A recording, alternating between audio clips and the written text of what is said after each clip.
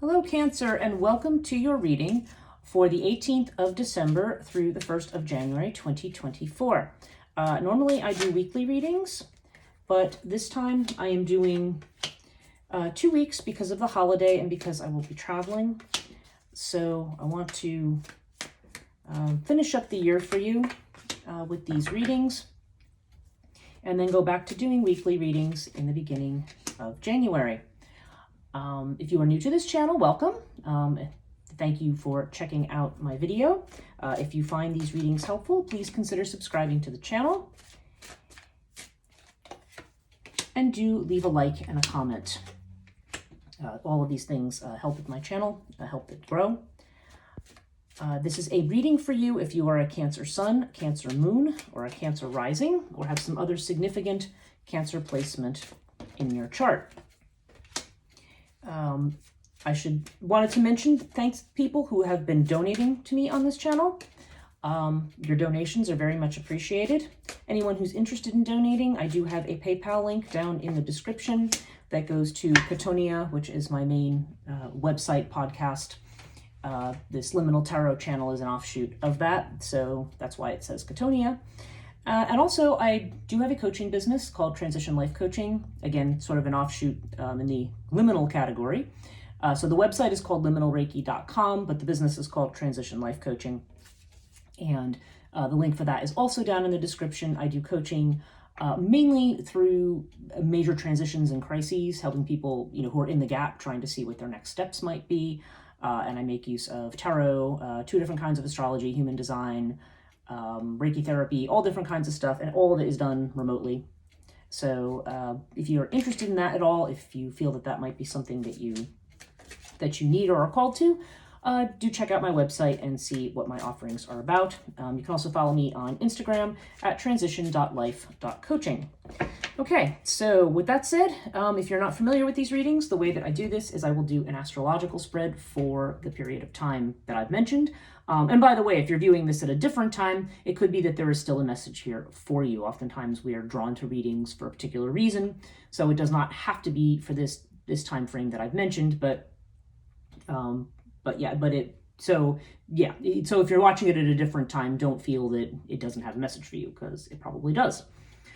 Okay, the way I do these is I do the 12 houses of astrology. This is what they call a horoscope spread. And I like doing these because it gives me information about everything, not just, say, your love life or your career or the usual things that people have questions about. It incorporates those things, but that's not the only thing it's about. So I will use the Wave Cartouche deck. This is a card deck that I have that I've acquired, my first deck back in the 1980s. And so I've been very comfortable using that for years, and I clarify it with a tarot deck. And this week, or for this 2-week period, the deck that I've chosen is the Tree of Life Tarot. So this one is a little bit more esoteric. And at the end, I will do a reading with the Moonology cards. I will just pull an extra card for you. Okay, so we'll get started. So the first position is the position of Aries, and this has to do with you, your personality, your identity, how you present yourself to the world, how you want other people to see you. And you have the 3 of Wands with the Ankh. So the Ankh is great because the Ankh is about being full of vitality, full of life, full of love, passion for something. The Ankh is a person who is truly enjoying life. So I feel like this, if this is not how you're feeling lately, I feel like this needs to be your focus. With the 3 of Wands, there's this sense of energy that's being put out for something. And so what you put out, you're waiting for it to come back. So there's definitely this sense of looking out in the horizon, so to speak, seeing what your next move might be with something. Also, this is an energy of collaboration. So I feel like there's an openness here. There's a love, there's a warmth, a passion, and an openness to working with other people. So if you feel that this is not how you are feeling these days, then certainly this is indicating to me that this may be where you want to go. There's a whole lot of what I feel like is self-care for this particular card, and self-love. So so that's something you definitely want to focus on if that has not been how you've been feeling.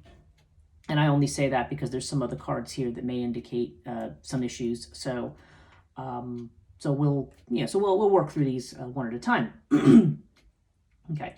The second house has to do with Taurus energy. Okay, so Taurus is your finances, your personal finances, your money, your possessions, values as well, because this is ruled by Venus. Excuse me, I have this very annoying at this time of year. I keep having this little cough. Okay, so I have Hathor and I have Strength. Okay, so Hathor, okay, now that's a Taurus card in the Taurus house, and that's a very good omen. Now, this could indicate a female that has some kind of an influence on your finances, if I want to take it very literally. This could be you. This could just be really, I feel Hathor has a very strong nesting instinct to it. Like you are trying to, spending money to try to create an environment where you feel safe, where you feel secure. There's a very strong domestic vibe to this card. This card can also be about planting seeds, about doing new things. Hathor is also about organization. There's some Virgo vibes there in the sense that this is about somebody who is efficient, well organized, decluttering, doing all of that kind of stuff. So I feel like this is saying this is time to get your finances in order, to establish security, to sow the seeds of where you want to go. And with the Strength card, yeah, there definitely seems to be this need for courage, or perhaps there has been a little bit of a struggle lately, and this is suggesting that you have the determination and ability to overcome whatever the difficulty is that you may be having. Or at least this is just, if you're not really having difficulties, this is definitely this idea of having the means or to strengthen your finances. With Strength, though, it's a little bit unlike the Fool, which is about taking a risk. This is more about strengthening things by restraint. So there may be situations where you're trying to save money or pay off some debts or something like that. So yeah, definitely a strong element here of taking the rough with the smooth, so to speak, but also just having the means to do that. I feel like this is definitely a time to get everything organized and decide where you're headed in the future. Third house is Gemini energy, and Gemini has to do with communication, short journeys, sibling relationships, self-employment. If you are self-employed, this is the house of self-effort. And one thing to remember, this is the Gemini house, this is Mercury, and Mercury currently is retrograde. In fact, it will be retrograde for the period of this reading through January 1st. And that retrograde can mess these mercurial things up. There can be travel delays. There can be difficulties with electronics. There can be communications that aren't received or miscommunications. This is definitely a time frame when you want to be careful with messages come in that you don't misinterpret what people are saying. Okay, so that's just a general piece of advice. Okay, you have Sphinx, though, with the Queen of Pentacles. So again, this Queen of Pentacles energy reminds me a bit of this Hathor energy. There's this sense of being warm, comforting, nurturing. This could be somebody you're communicating with who is of this nature. This could be you. Because even though you're a water sign, you definitely have that that vibe of being nurturing and almost mother-like in some ways. But we also have the Sphinx. So the Sphinx indicates somebody not saying something. Like there's like something quiet here, or there's passivity, or it's telling you not to kind of hold back and not talk about something. So I don't know. There's definitely a sense of secrecy and of hanging back here. And like I said, whether or not this is a woman who's doing this with this Queen of Pentacles, or whether this is just telling you to feel that, there's this idea of sharing, of being comfortable, of helping those who are in need, having enough to share. This is definitely, this is definitely a very, very settled card here. So with Sphinx, I don't know. I feel like there's, there may be a reason to hold back and to wait on something for right now.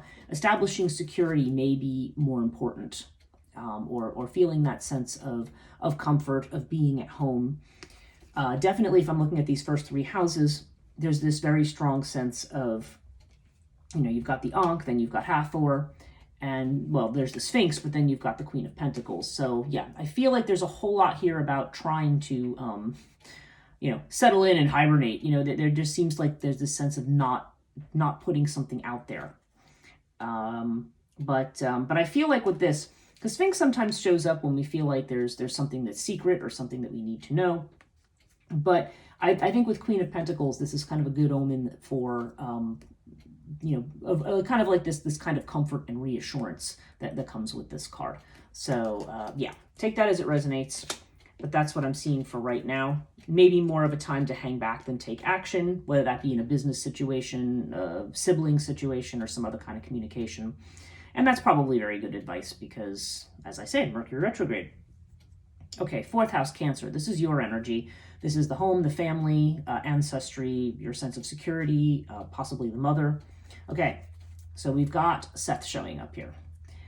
Seth indicates that, it's funny because I'm talking all this stuff about establishing kind of your home and environment and your self-care, and this seems to indicate that there is an insecurity here.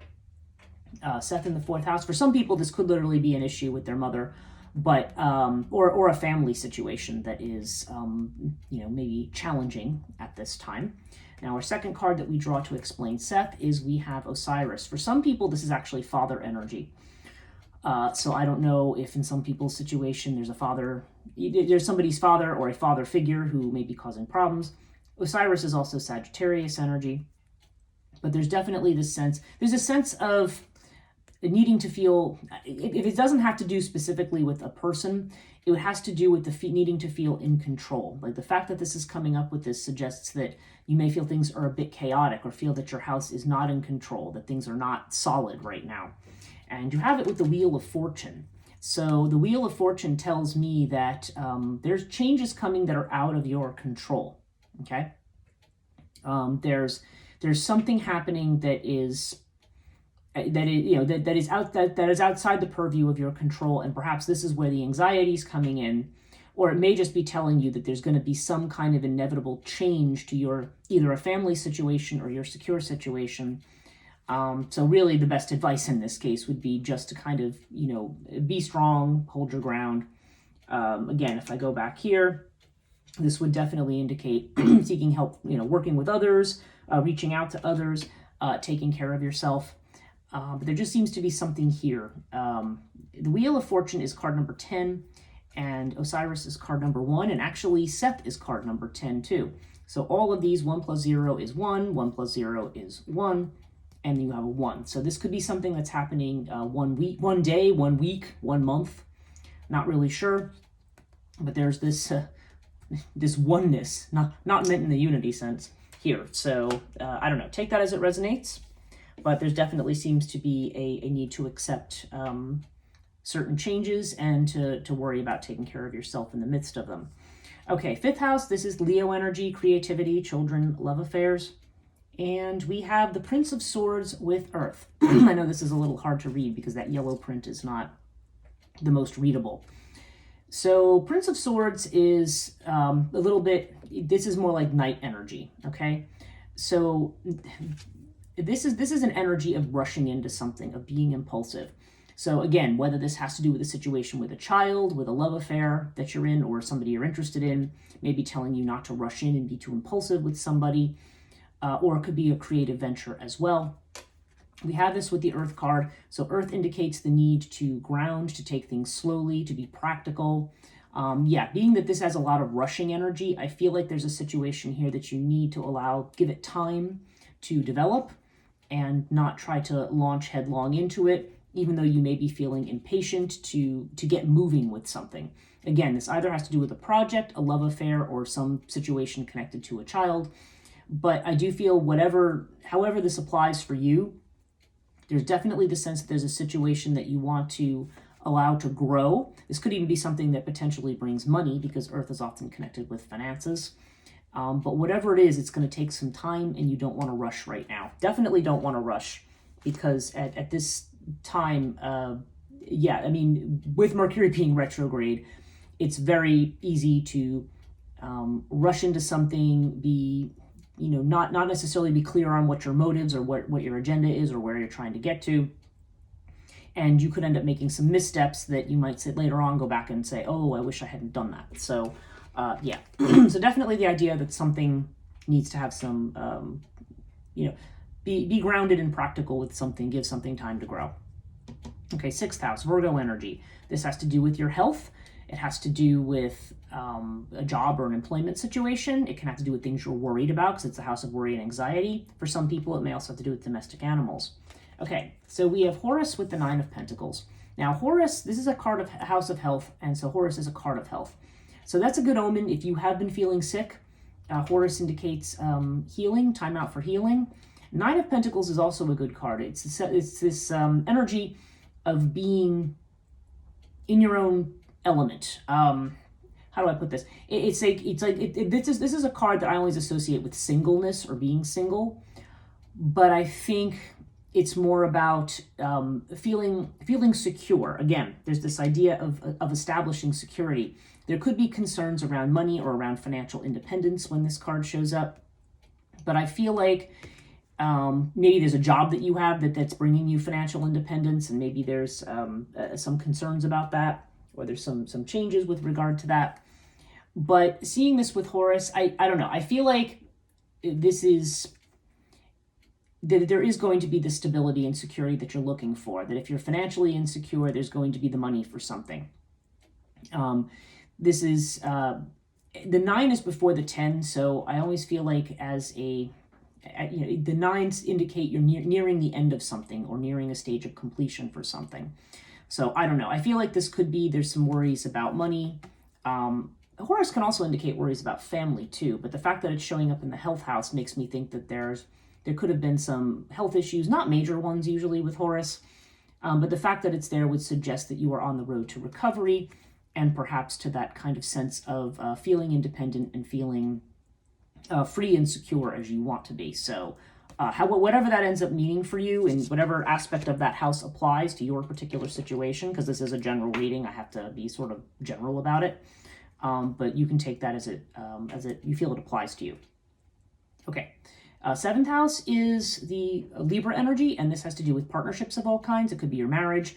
It could be a situation where there's a business partnership or some other kind of legal business arrangement. But generally, it has to do with more serious partnerships. Where the 5th house deals with love affairs, unlegalized situations, maybe somebody, either they're dating or whatever, it could be that. This is more to do with more committed situations.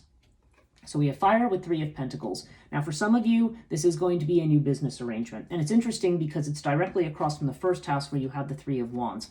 So I feel like there's definitely, for some of you at least, there's some kind of a collaboration coming up here. Fire brings inspiration. I mean, it could literally be a fire sign person, which would be Aries, Leo, or Sagittarius.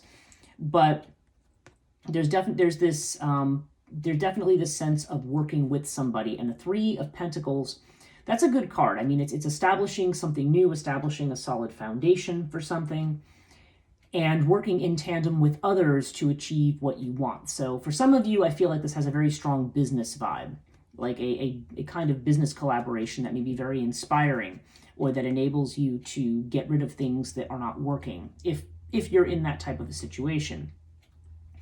If this has to do with a love situation or a marriage, this could have to do with a third party coming in, and I don't know, this third party, perhaps for providing some kind of inspiration for something. So I don't know. So that tells me that if it's not you working with a separate person, if you're married, it could be your spouse is doing that, or establishing some kind of business connections. But I also feel like this does have to do with somebody's looking at their chances for marriage. Fire would definitely indicate an enduring relationship, and 3 of Pentacles, again, indicates this sort of beginning phase of something, that a foundation is being built. I mean, if I look at the 5th house, for people who are dating or are interested in somebody, there may be this sense of, maybe it's somebody you're friends with first, you're building a foundation. And the 3 of Pentacles is suggesting that, yes, you're just at this 3 phase, you're not towards the end of things, but this does seem to be an enduring and perhaps a passionate situation, maybe that's going to build into a serious committed relationship, which is also why, that would explain why this would be saying, don't rush things. So again, that's only a message for certain people, but take that as it resonates. So 8th house is Scorpio energy, transformation, other people's money, things like that. Okay, so we have Scarab in the Moon. Now, Scarab showing up in this house indicates the ending of something and the new beginning of something. And for some of you, this could have been a recent death in the family. I don't see this as a predictor of death. Okay, so just to be clear, you cannot predict death with tarot. It may have nothing to do with a physical death, but because it also happens to be the house of life and death, and this is the house, this is the card of deaths and new beginnings. That's why I feel like I need to mention it here, but don't take that as a death omen, because it's not. Though with the moon, there does seem to be a situation where there's a lack of clarity, where you're not really sure where things are going or how you're going to move forward with something. But what it does assure that a new beginning is coming. So if this has nothing to do with the birth-death aspect of this house, it is simply telling you that you're in a period of transformation and something new is coming in for you. Actually, Scarab is a very, very good card. It indicates that, things that have been occupying our time are going to end. It just may not be clear what that is right now, because the moon is your own energy, actually. So it's also Cancer energy. And, Cancer or Pisces, really, with the moon. So, there could be this sense of things being cloudy, you're not being clear about things right now, but I think that is because you are about to enter a period of transformation here. Okay, there's going to be some kind of a big change, and right now you're in that gap. You're in that in-between stage between, between what's going away or what's gone away already, and where you're going. Which, by the way, that happens to be what my transition life coaching thing specializes in. It specializes in, being in the gap and moving from one space to another. That's just what I think about when I see it. But you seem to be going through that kind of a period right now, where you're on the edge of some kind of a big new change, but you may still not be clear about the path forward here. Intuition is your best guide right now. Okay. 9th house, Sagittarius energy. Sag is about expansion, so it's about higher education. It's about long distance travel. It's about deep thought, philosophy, religion, institutions of philosophy and religion. You have the King of Pentacles with the winged disc. Okay, so the winged disc is good because the winged disc shows a victory of some kind. It shows overcoming an obstacle or a boundary. So for some of you, this could have to do with higher ed. This could have to do with a trip that you're taking. Maybe there's going to be a very successful trip coming up. King of Pentacles suggests possibly something related to business. So when I look across, actually, okay, this is really interesting. If we look across, we have the King and Queen of Pentacles here, okay, facing each other. So that's really interesting. I feel like you may be waiting for something to happen here.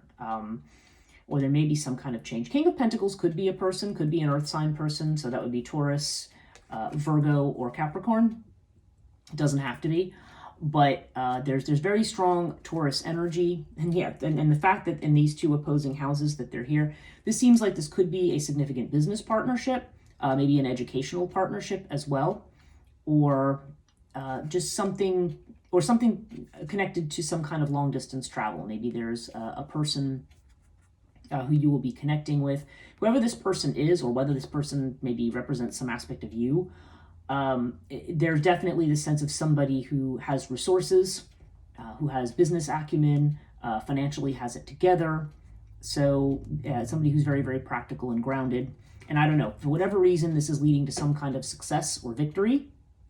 So if there have been obstacles in this area, then this suggests to me that these obstacles are going to be overcome. And if I look straight across here at our friend Sphinx over here, this may just be saying, it may be something that you've been waiting on, you don't know what's going on, and you're thinking, oh, I don't know. Like you may have doubts about where something is going. But this definitely seems to indicate to me that there's some kind of success to be had here in expanding one's horizons and maybe going into a situation a little bit more deeply. Or again, it may have to do with travel. Okay, 10th house. Speaking of such things. Okay, 10th house is Capricorn energy. This is your fame, reputation, career. Okay, and you have water here. So water indicates something that's changeable or moving. For some people, you could be changing jobs. It could also indicate some kind of an emotional situation. Water is often deeply connected to the way we feel about something.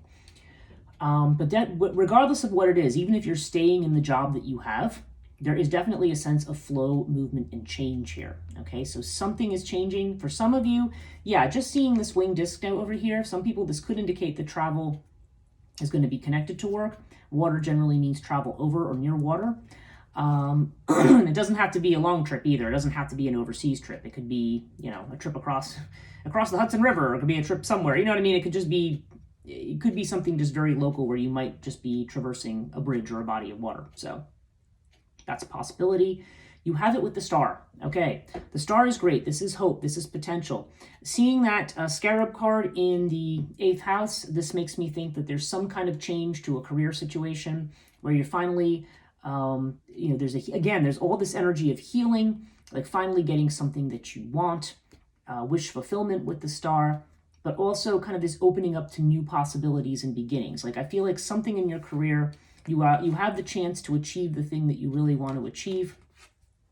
And there's definitely movement and change here. Whether this also involves a journey, that's going to depend. That will apply to some people and not to others. But there's definitely this sense of movement and change. So if you feel that there has been worries or there's been stagnation or you're not really sure where things are going, it does seem like you are being moved in the direction of a wish fulfillment here. So this is very, very good news. And I do feel like it connects in with this scarab card here. And also with the Wheel of Fortune directly opposite. See, we're seeing these obstacles and issues here in these opposing houses. But it seems like you are being moved. In fact, where did I see this now? There's another. Where did I see? There's another 10 coming up here. Yes, the wing disc is card 19. 1 plus 9 is 10. You have this 10 or 1 energy, things that, it can reduce down to 1, 1 plus 0 is 1, 2, or it can be a 10. Whatever it is, there's all this 10 energy, which is about finishing things, okay? It's about being at the end of something, completing a cycle or a project, which completely resonates with what's going on in the 8th house here. But I also feel like, the fact that the Wheel of Fortune and the star are opposite each other, I feel like you are really getting ready to move into your destiny, into a situation. Even if right now perhaps you're feeling insecure or feeling like, there's things that are not adding up for you or not going the way that you want to go. Okay, so if we look at our 11th house here, which is Aquarius energy, this is your friendships, your social networks, also your goals, your hopes and wishes. Yeah, and you have the star next to the 9 of Cups. I mean, my gosh, you've got the wish card in the wish house. So yeah, some wish that you have is definitely going to be granted. Although with Nephthys here, it's something that you're not seeing right now, or it's just something where within this time period up through January 1st, it's not going to happen yet, but it's definitely going to happen. There definitely just seems to be this sense of like, yes, you're going to get your wish, even if you can't see where it's coming from. There's something going on in the background, and it's going, you'll be surprised by it. This could be in connection to a friendship. Sometimes Nephthys has to do with sisters, so just so you know, it doesn't have to do with a sister, but there's definitely a strong feminine energy connected to Nephthys, but it does not have to refer to a woman or anyone who identifies with a woman at all. This could just be literally saying there's more than meets the eye here.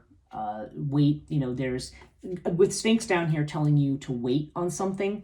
I feel like, you don't want to be impulsive. You don't want to jump ahead too fast on something because something is coming. It's just you don't have that information yet. But the fact that you have, there's the moon too. The moon is very similar in energy to this one. I can't really see what it is right now, but the change is definitely coming, okay? All right, 12th house, this is Pisces energy, and this has to do with what's hidden, okay? So this is what you don't show to people, what you may be afraid of. What you think might be in the realm of imagination. And okay, you've got 3 of Swords with Thoth.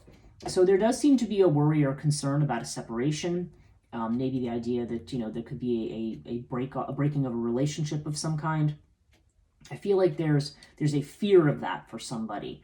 Or maybe there's something that is some kind of things that you're excavating from your past, something from your own soul trauma, from things like that, where you may be experiencing a lot of sorrow over a separation. It could have been something that happened in the past that is just coming into your consciousness now.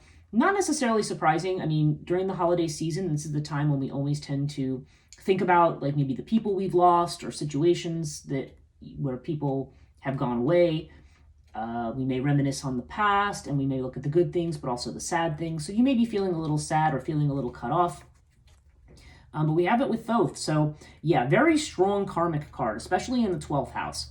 The 12th house doesn't always have to do with karma. Just like the 8th and the 12th houses are definitely, they have a much deeper connection.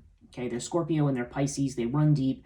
They have to do with our karma, with our past lives, with things like that. So Thoth is definitely indicating a karmic wound or something that may be coming up for you right now. And this is something, but it's something that you're addressing. It's what's coming into my mind is some debt that you're paying off.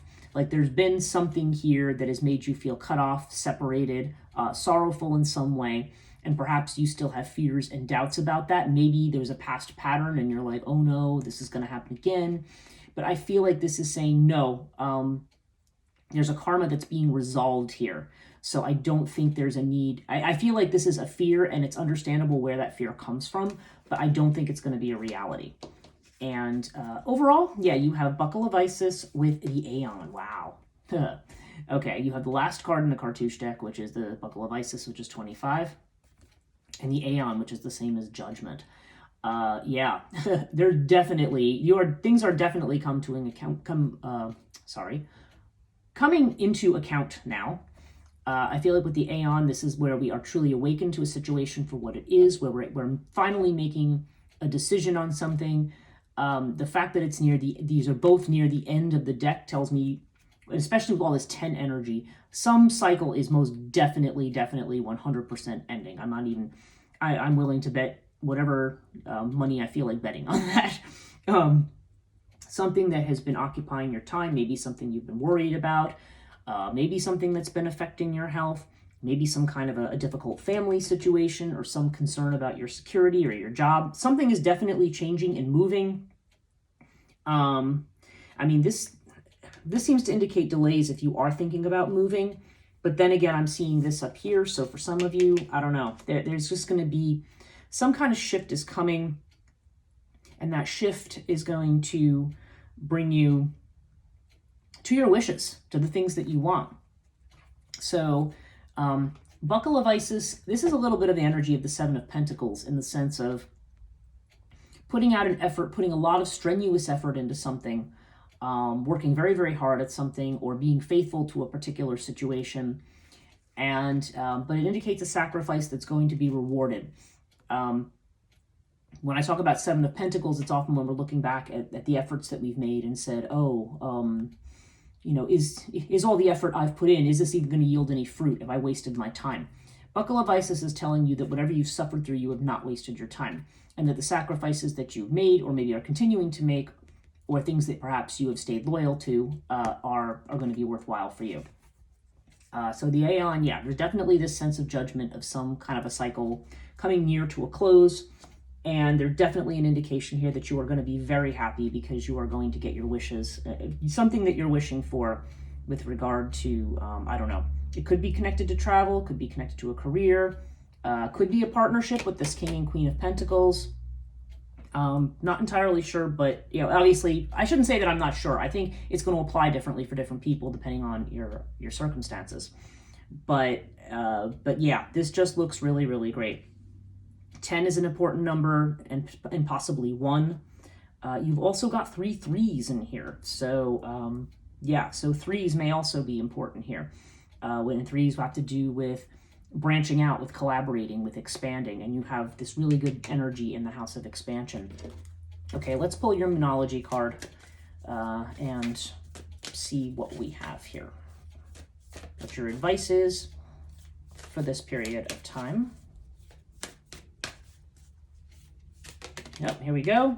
Ooh, new moon in Libra, a new romantic cycle begins. Okay, so for some of you, that's what this has to do with. If you are not looking for romance, then I feel like what this new moon in Libra means, this is just the idea, again, this idea of collaboration, partnership, some kind of a new partnership that is going to be meaningful in some way. Some kind of collaboration that's going to bring you your wishes. If for some of you, this could be a love match. Okay, there are some strong love indications in this reading. But yeah, I definitely feel like you are getting, there's something new that has the attunement of two sides to it with that Libra energy. So yeah, overall, in spite of any kind of insecurities or obstacles that you have here, Cancer, I feel like this is going to be a fantastic year end for you. I think you're going to have some downtime. I think some of the things that you may be healing from or have been worried about. Actually, I'm just noticing this too. In these two opposing houses, you've got two nines, 9 of Pentacles and 9 of Cups. So yeah, 9 is another important card. You see 9, 10, yeah, 3, 9, and 10. Okay, and yeah, actually the Moon card is card 18. That adds up to 9. We've got the 9 there. Yeah, I'm I always just notice the numerological patterns in here. So yeah, there's definitely this energy that you are so close to what it is that you want. So I hope you have a beautiful rest of the year, Cancer, and I hope you have a very restful winter holiday, whatever you celebrate, however you celebrate. And I will see you again in the new year. Please do remember to subscribe and like and leave me a comment. Thanks so much, and Happy New Year.